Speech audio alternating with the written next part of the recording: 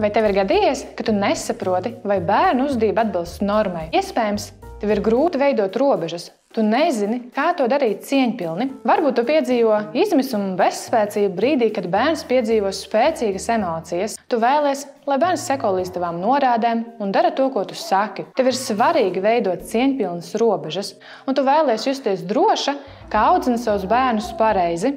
Es varu tev palīdzēt. Es esmu mamma un bērnu psihologs Simona Dimanta. Savas zināšanas un pieredzi esmu apkopojusi programmā Bērnu audzināšanas pamati. Tajā tu uzzināsi, kā mācīt bērnam emociju regulāciju, kā cieņpilni veidot robežas, kā atbalstīt bērnu, kad viņš piedzīvo grūtas situācijas. Un tu varēsi saprast, kā novērtēt, vai bērnu uzvedība atbilst normai. Bērnu audzināšanas pamati ir paredzēts ikvienam vecākam un pedagogam, kurš ikdienā ir ar pirmsskolas vecuma bērniem. Programmā esmu apkopojis biežāk uzdotos jautājumus, izanalizējusi situācijas un sniedzu ieteikumus, kā rīkoties. Kā arī tu vari uzdot savus jautājumus un saņemt atbildes. Dodies uz manu profilu un spied uz saites, lai uzzinātu vairāk par programmu Bērnu audzināšanas pamati.